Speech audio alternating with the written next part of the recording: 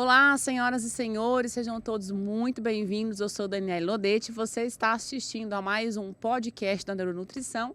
E hoje a convidada sou eu mesma, já fiz programa me auto-entrevistando, mas na verdade hoje são as pessoas que nos seguem no Instagram, no YouTube, no Spotify, que fizeram as perguntas. Então o tema de hoje é Dani Responde.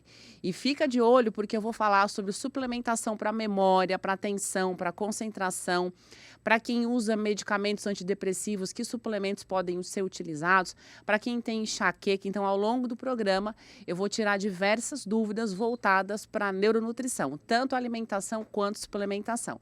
Então, convido você a ficar até o final desse programa e também compartilhar com a gente a sua dúvida. Se você tiver alguma dúvida sobre isso, deixa aqui embaixo nos comentários, compartilha o programa, coloca aqui, bota o alerta, né, o alarme para o sininho tocar sempre que tiver programa novo. Sigam a gente porque é sobre isso que eu sempre falo, sobre neuronutrição. Então, como hoje nós temos uma listinha bem grande aqui de perguntas e respostas, eu vou seguindo a lista para poder falar sobre esse tema que eu gosto tanto, que é sobre neuronutrição, tá? Então, vamos lá, a pergunta dos nossos telespectadores. Dani, existe alguma relação entre tireoidite de Hashimoto e depressão? Bom, a resposta é sim, existe relação sim. A tireoidite de Hashimoto é uma doença autoimune, onde o organismo produz anticorpos, autoanticorpos contra a tireoide. Então, a tireoide vai inflamar, ela vai ser atacada pelos próprios anticorpos do organismo, pelos autoanticorpos. E vai haver um processo de destruição, de degradação, de redução da função tireoidiana. E sim, a pessoa ela pode desenvolver hipotireoidismo, né? A tireoide começar a não produzir a quantidade adequada de hormônios que ela deve produzir para manter o nosso organismo, o metabolismo funcionando bem. Então, o primeiro ponto é que a tireoidite de Hashimoto é um processo inflamatório.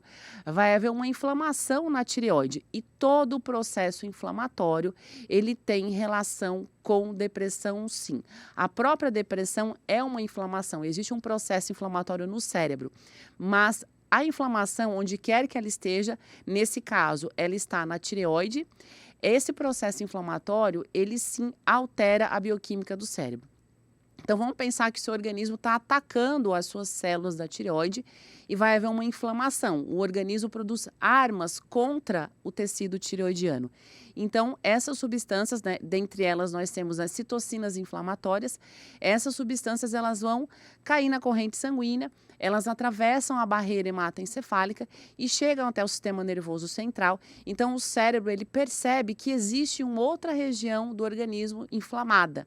E isso altera o jeito com que o cérebro funciona. Ao perceber essa inflamação, vai haver um aumento da produção de glutamato no cérebro e uma redução da produção de serotonina. Então, inflamei a tireoide, a bioquímica do cérebro alterou, baixou a serotonina, aumentou o glutamato. E é claro que outras coisas podem acontecer, mas isso é comum, né? É o básico que aconteça no cérebro, glutamato sobe e serotonina cai. Então, essa alteração bioquímica, ela é típica de um indivíduo que tem depressão. A depressão, ela é caracterizada por uma alteração nos níveis de neurotransmissores.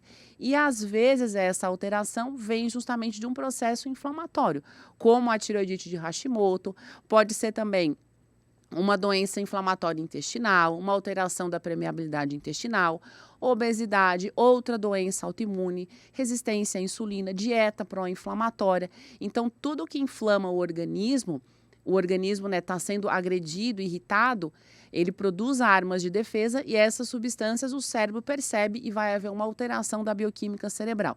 Então, é claro que a gente precisa sempre, na doença autoimune, conter a inflamação. Tem que ser feito um tratamento para reduzir, diminuir, modular a inflamação e ajudar o cérebro a voltar a produzir serotonina e diminuir os níveis de glutamato. Então, é necessário, sim, sempre uma abordagem para cuidar do cérebro quando existe uma inflamação. É por isso que hoje em dia a nossa alimentação tão sem pé nem cabeça, inclusive uma alimentação pró-inflamatória.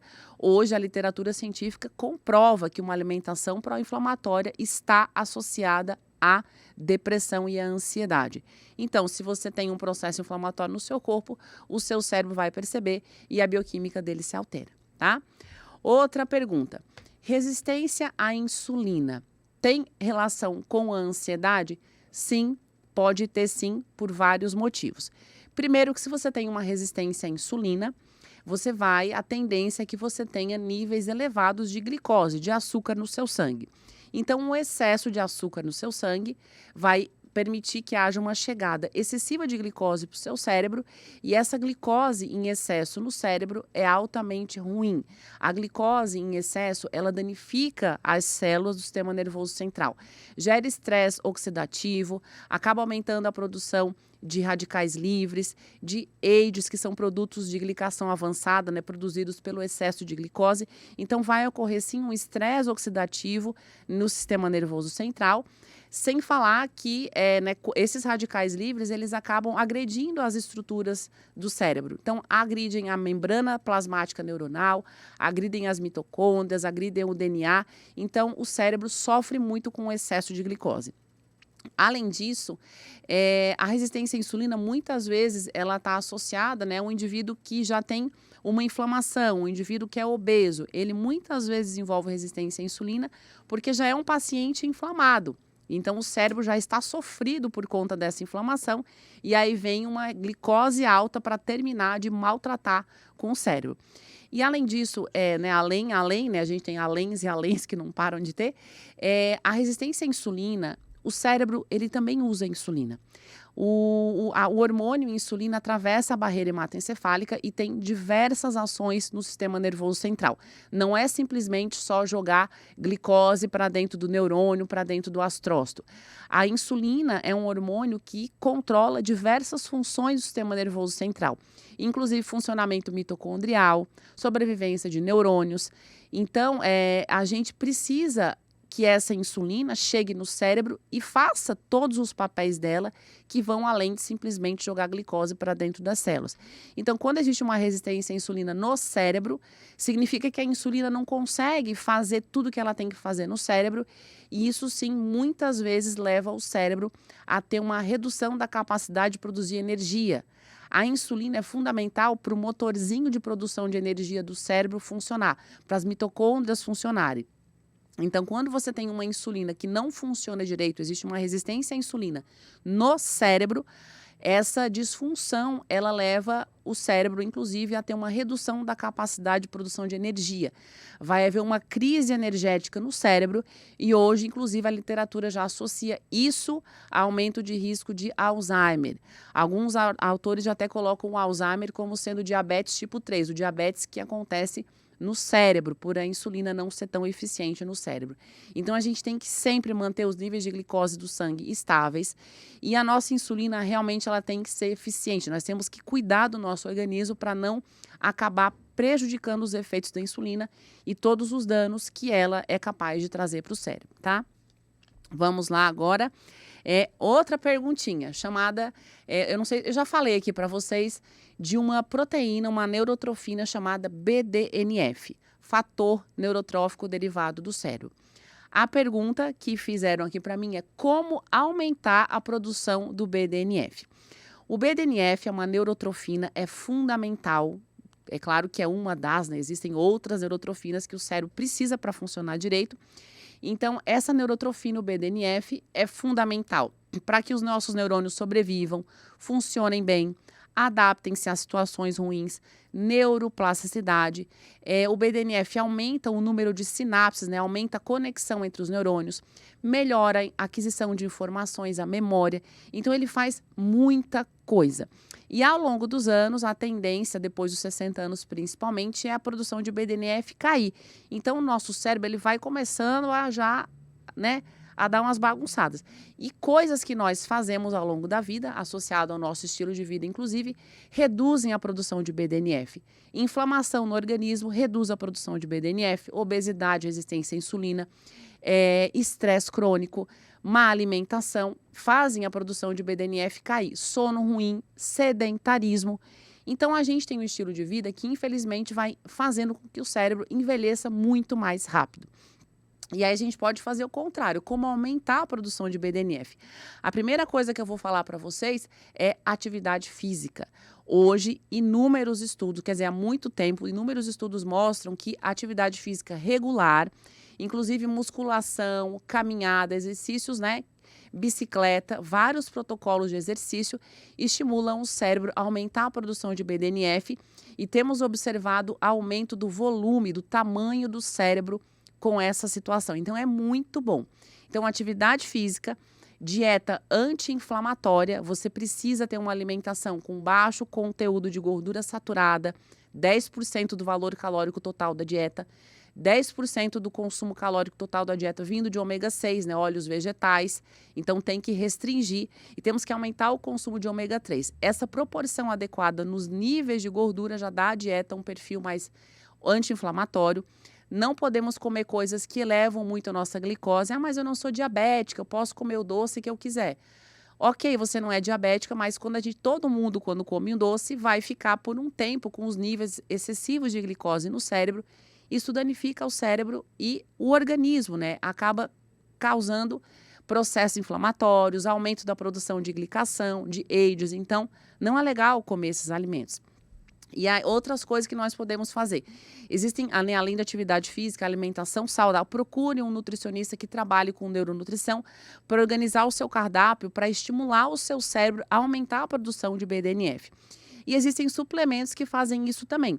Para mim, que eu adoro é o cacau. O pozinho de cacau mesmo. Você usar uma colher de sopa cheia por dia de cacau, usa no seu shake, usa fazendo um cupcake, usa no iogurte em cima da banana. Faz aí do jeito que você achar melhor. O cacau é algo que estimula a produção de BDNF. E existem alguns fitoterápicos também, que aí você não vai tomar por conta própria, porque tem que ser por indicação. Porque se você usa alguns tipos de medicamentos, você vai usar esses fitoterápicos, vai dar ruim. Então, você tem que procurar orientação para ter o melhor da suplementação. Esses suplementos são o Crocus sativus, que é o safrim, é uma plantinha, é um fitoterápico tirado do açafrão espanhol. A cúrcuma, o extrato de açafrão da terra, né, aquela alaranjado, então a cúrcuma também aumenta a produção de BDNF. A rhodiola rósea e a berberina. A berberina é uma substância tirada de uma plantinha, uma delas é o Philodendron amurensis, e essa substância berberina estimula, aumenta a produção de BDNF, então são técnicas. Eu recebo alguns pacientes que fizeram testes genéticos, onde nós percebemos que existe lá no DNA alterações que levam o paciente a ter, ao longo dos anos, uma redução da produção de BDNF. Isso é ruim. Então, eu já gosto de fazer um planejamento da suplementação para estimular o cérebro a aumentar a produção de BDNF e tentar driblar aí o DNA que não veio muito bom. Eu sou essa pessoa, eu tenho sim alteração genética que leva a uma redução da produção de BDNF e tudo isso que eu estou falando para vocês e mais um pouco, eu sempre faço na minha vida porque eu quero ter 90 anos e estar muito inteligente, tá? Vamos lá.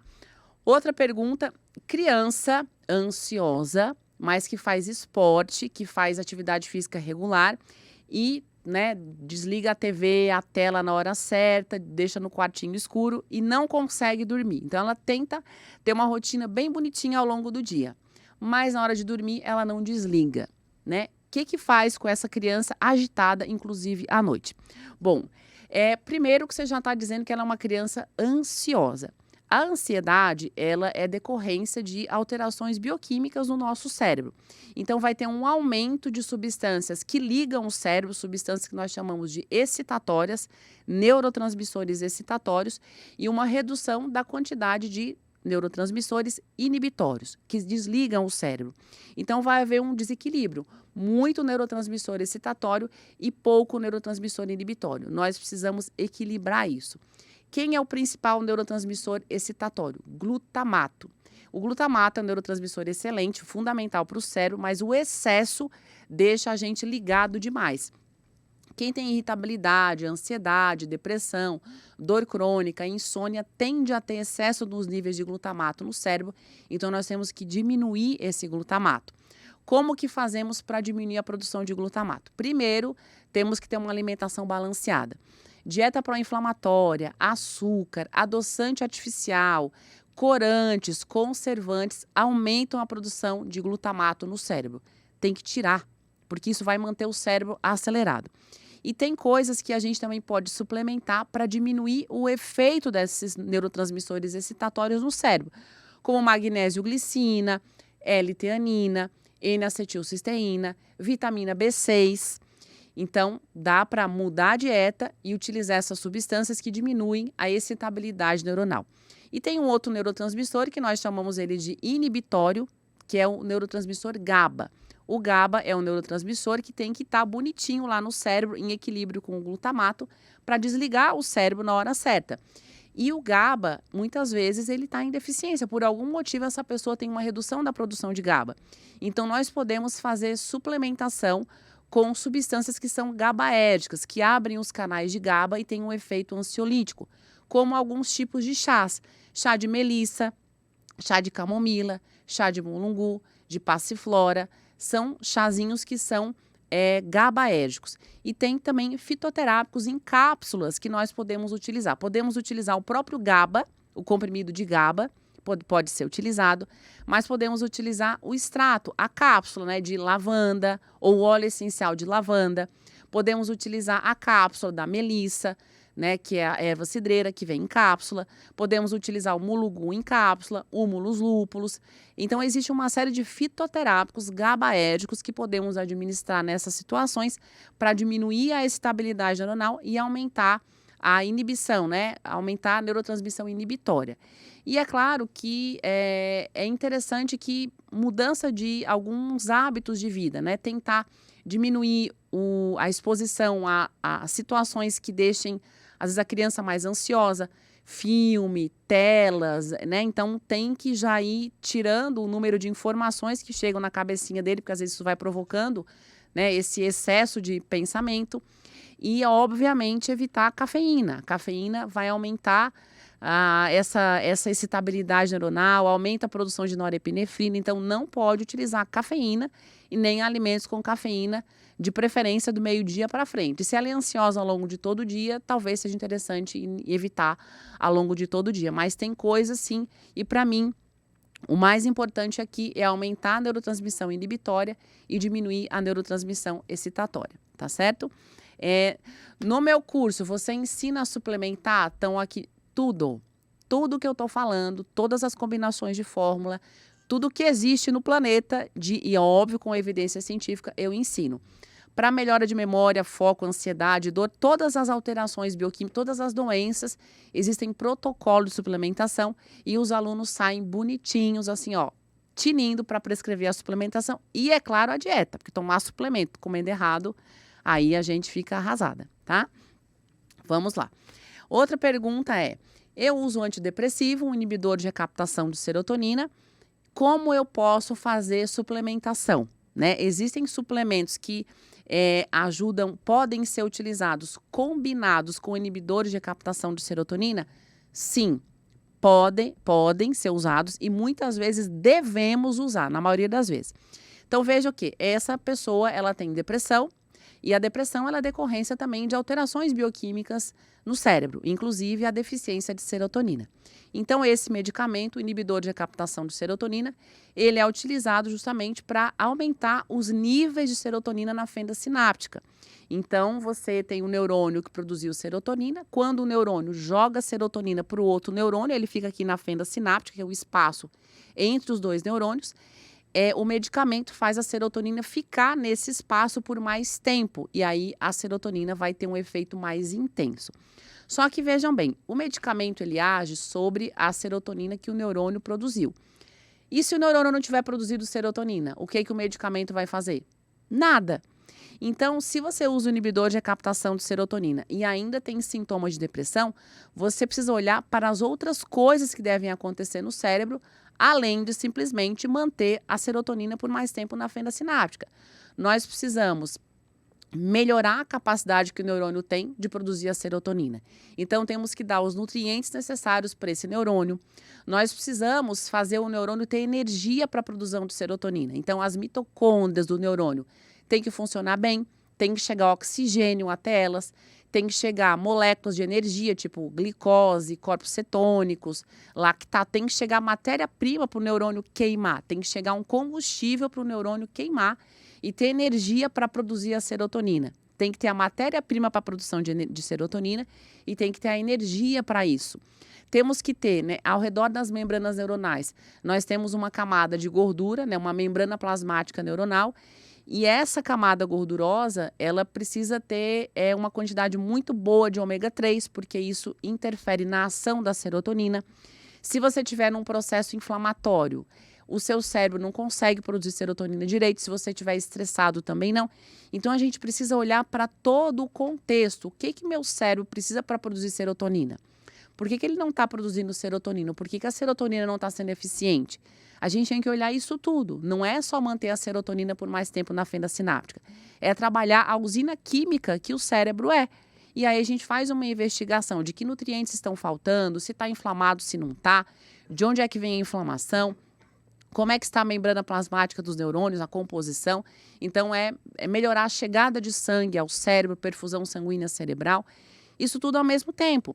Então, por exemplo, um suplemento muito comum que a gente usa para aumentar a produção de serotonina é o 5-HTP. É uma substância retirada de uma plantinha chamada grifônia. O 5-HTP chega no neurônio e o neurônio usa o 5-HTP junto com vitamina B6 e transforma ele em serotonina. Então, às vezes, você quer suplementar 5-HTP para aumentar a produção de serotonina. Isso é legal? É legal. Aí, qual a diferença do indivíduo que usa medicamento ou não? Aquele que usa um medicamento inibidor de captação de serotonina, eu tenho que utilizar dosagens mais baixas de 5-HTP, porque senão eu posso ter excesso de serotonina na fenda sináptica, eu posso ter síndrome serotoninérgica. Então, no indivíduo que usa medicamento, eu vou usar, por exemplo, 25, 20 miligramas de 5-HTP. Se o indivíduo não usa inibidor de captação de serotonina, eu uso 80, 100 miligramas. Então, é uma questão de dosagem. E se você usa inibidor de captação de serotonina, você, na verdade, tem que associar com outras coisas, com ômega 3, vitaminas do complexo B, colina, uma alimentação rica em nutrientes anti-inflamatórios. É um combo. Não se faz um cérebro saudável mexendo apenas em um ponto. Nós temos uma fábrica, você vai lá, aperta um parafuso e fica bom, não é? Tem um monte de coisa para você ter que organizar simultaneamente. Isso é a neuronutrição, né? Aquela pessoa que adora. Vamos lá. Outra pergunta. Neuronutricionista, na verdade não existe esse nome, né? Nutricionista que estudou, que se aperfeiçoou, aprofundou em neuronutrição nessa área. Ela atua em pacientes com depressão? É outra pergunta. É óbvio, atua sim. Depressão, ansiedade, Alzheimer, Parkinson, TDAH, esquizofrenia, transtorno bipolar, insônia, dor crônica, enxaqueca, fibromialgia, enfim, transtorno do espectro autista, uma infinidade de situações, transtorno de ansiedade, síndrome do pânico, que hoje precisam dessa demanda, porque o que está acontecendo? As pessoas estão lá, elas tomam um medicamento e seguem a vida. Não resolve. Se medicamento resolvesse, a gente não estava com esses índices cada vez mais assustadores desses diagnósticos. Eu sou contra a medicação? Nunca. Eu sou a favor da medicação. Na hora certa, com um diagnóstico bem feito e sempre associado com nutrientes, suplementos, alimentos, coisas que vão potencializar a ação da medicação e muitas vezes usar o medicamento numa dose muito mais baixa e às vezes nem precisa da medicação. Inúmeros pacientes a gente consegue, junto com o médico, porque eu não vou fazer isso, o médico junto comigo, tiramos a medicação e o paciente fica muito bem obrigada com a suplementação, com a neuronutrição na vida delas, tá? Outra pergunta. Tenho a memória... Não, outra... Antes. Concentração.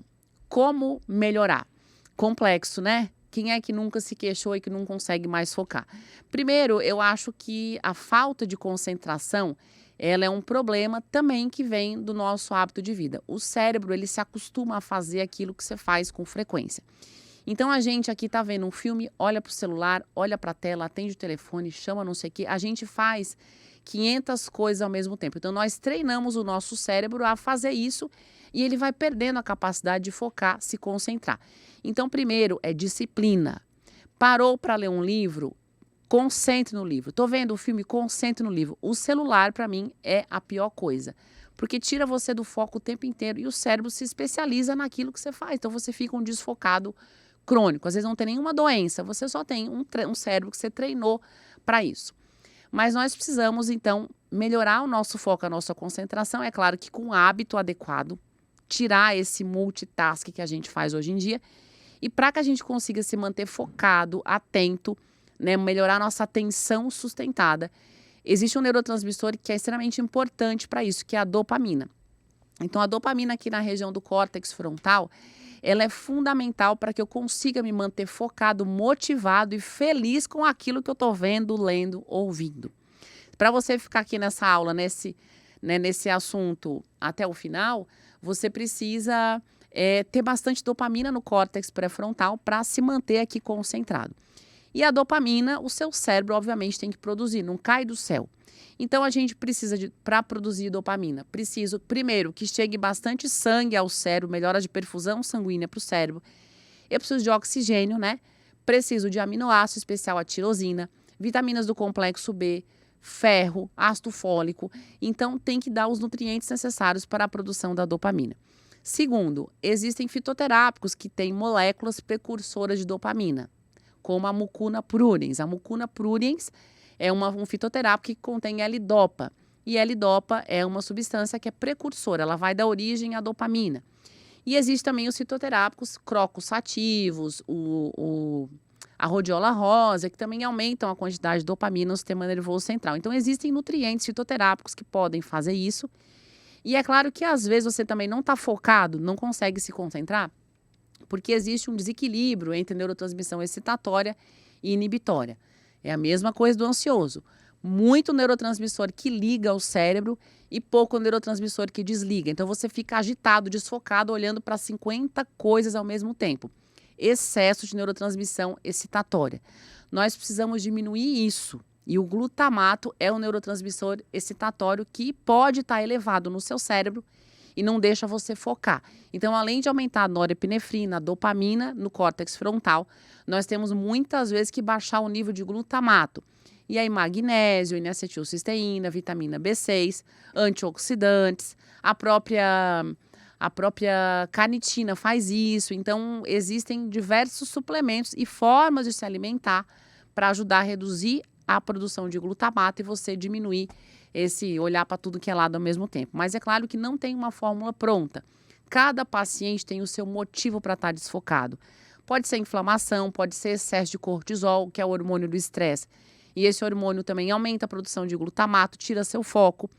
Esse hormônio cortisol também causa lesões na região do cérebro chamada de hipocampo, que é responsável pela nossa memória. Então, a gente fica desmemoriado quando você tem esse hormônio cortisol cronicamente elevado. E aí o cérebro vai ficando muito sofrido e não consegue mais fazer as coisas que ele tem que fazer. Eu sempre digo que é bem fácil de o cérebro sair do rumo. Inúmeras coisas, elas agridem o nosso cérebro. É muito mais fácil você esculhambar com ele do que deixar ele saudável.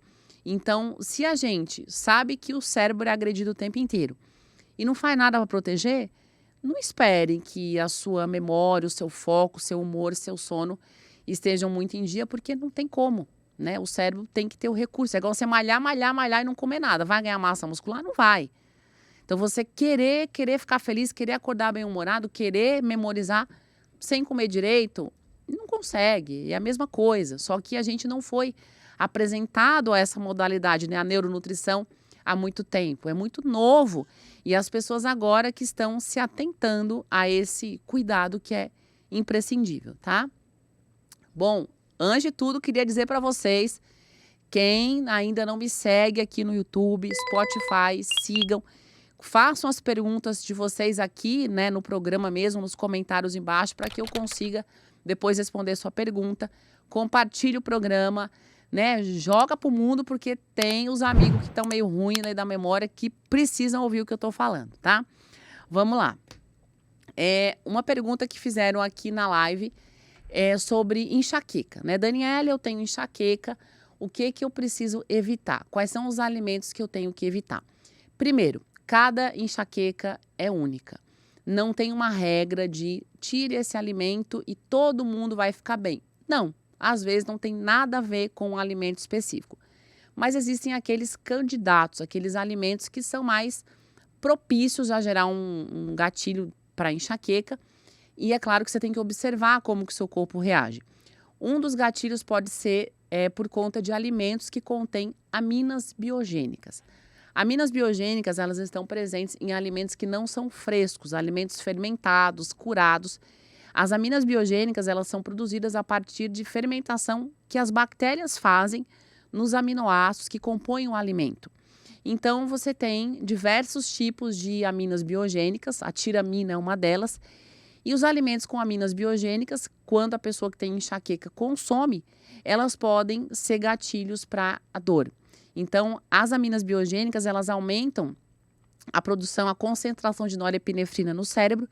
Isso altera o fluxo de sangue para o cérebro, alteração na perfusão sanguínea pode ser gatilho para a crise. Então, pense aí em iogurte, em queijo, leite fermentado, carne de sol ou charque, os alimentos enlatados, embutidos, que ninguém nem tem que comer, né? Não é só porque tem enxaqueca. Então, mas existe a kombucha, tem alimentos saudáveis que são fermentados, mas que o enxaquecoso não consegue. Alguns também podem ter gatilhos com frutas cítricas, né? Em especial a família da laranja, da tangerina, da mexerica, então tem que observar. E assim, às vezes tem gente que tem crise com abobrinha, com ovo, com chuchu. Então observe para você o que causa gatilho, o que é gatilho e tire. Não precisa encontrar uma explicação, simplesmente tire, mas observe o que responde, o que é realmente algo que faz efeito para você. A bebida alcoólica, a fermentada também pode estar dentre esse rol de alimentos, né, ricos em tiramina, tem tiramina e pode estar entre os alimentos considerados gatilho. Então, a cerveja, o vinho, as bebidas fermentadas em especial, aqui podem ser consideradas gatilhos. Outra coisa, quando você consome alimentos que elevam muito a glicose sanguínea, mesmo que você não seja diabético, essa checada excessiva de glicose para o cérebro gera radicais livres, gera aumento de formação de AIDS e também pode aumentar a produção de glutamato. E aí isso é um gatilho para acordar o sistema de dor. Jejum para muitas pessoas também é gatilho, então nem ficar muito tempo sem comer e nem comer carboidrato demais para a glicose subir. Então, tem muitas regras. O fato é que hoje a gente associa a enxaqueca os indivíduos que têm enxaqueca, eles podem apresentar um excesso de neurotransmissão excitatória, como se aquela região que está responsável pela dor, esses neurônios do sistema de dor da enxaqueca, eles são muito sensíveis e eles acordam com mais facilidade. O acordar é começar a doer. Então, quando entra sódio e cálcio nesses neurônios, eles acordam e você começa a ter dor. Então, parece que esses neurônios são mais sensíveis. E aí, muitos gatilhos podem ser determinados, né? Ser determinantes para você ter uma dor. Às vezes, oscilação hormonal, estresse, uma noite de sono ruim, você tem uma crise de alergia a alguma coisa, um processo inflamatório, muitas coisas, alteração hormonal, TPM, menopausa. Então, muito álcool, cigarro, enfim, é uma lista imensa de gatilhos. Você tem que determinar o seu. Mas o que o que eu vejo em comum para os pacientes que têm enxaqueca é que eles têm essa hipersensibilidade, têm esses neurônios, esses nervos do sistema trigêmeo vascular, que é o sistema da dor, da enxaqueca, eles são sensíveis. Então, nós precisamos colocar suplementos que deixem esses neurônios menos sensíveis, diminuir a hiperexcitabilidade neuronal. E muitas vezes, né, coisas simples funcionam. Então, a literatura científica hoje fala muito de magnésio, fala muito de teanina, de coenzima Q10, fala muito de ômega 3, vitaminas do complexo B. Outra coisa, você não pode ter nível de homocisteína elevado. Níveis de homocisteína elevado, e para mim o elevado é acima de 10, também estão associados a enxaqueca, falta de B12, falta de ácido fólico, alteração da permeabilidade intestinal, resistência à insulina, qualquer inflamação no organismo. Então, a enxaqueca ela tem uma fisiopatologia muito complexa, mas em todos os casos, sem exceção, a gente consegue detectar, né, os possíveis gatilhos, detectar o mecanismo que traz a dor para o paciente e fazer mudança. Eu tenho inúmeros pacientes que se livraram da enxaqueca ou têm crises infinitamente menos recorrentes. Outra coisa que também está associada à enxaqueca é uma deficiência das mitocôndrias na produção de energia. Então, disfunção mitocondrial está associada a também enxaqueca. Então, a gente precisa cuidar das mitocôndrias. Por isso que coenzima Q10 está associada à melhora da enxaqueca. A vitamina B2 em especial também, porque ela tem um papel muito importante ali na mitocôndria, na produção de energia. Manter os níveis de glicose no sangue estáveis para sempre chegar a glicose direitinho para o cérebro para produzir energia. Então, melhorar a chegada de oxigênio, porque o oxigênio na mitocôndria é fundamental para produzir energia. Então, a gente tem que cuidar com diversas coisas. Não é simplesmente vou lá tirar o iogurte da minha vida. Pode ser que o iogurte seja um gatilho? Pode, mas às vezes, na verdade, nunca é só isso. São diversos pontos que nós temos que cuidar simultaneamente. Isso eu falo com certeza e com propriedade. Tudo, na verdade, quando a gente fala de cérebro, nada, né? Tudo é muitas pecinhas ao mesmo tempo que você tem que mexer. Nunca uma única coisa vai resolver, tá? Na enxaqueca tem fitoterápicos também, o feverfil, o tanacetum partenium.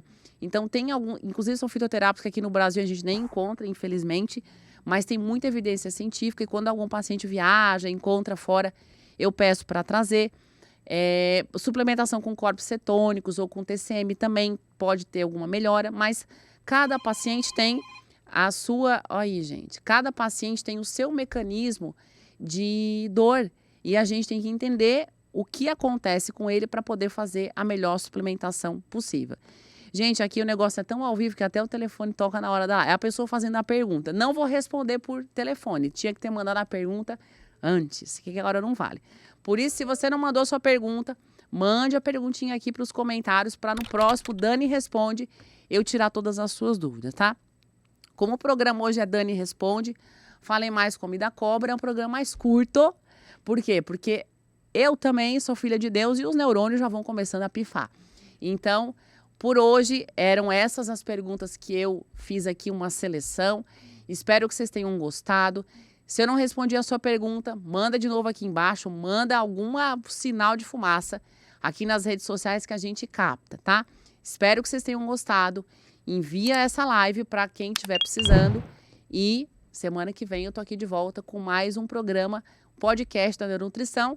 Muito querido e... Já já a gente está de volta, viu, gente? Aproveita para ouvir todos os programas aqui do canal, se você não assistiu ainda todos. Aproveita o tempinho que você tem essa semana e vai aproveitar os outros todos que estão aqui, que já foram postados, tá bom? Um beijo, até semana que vem. Tchau, tchau.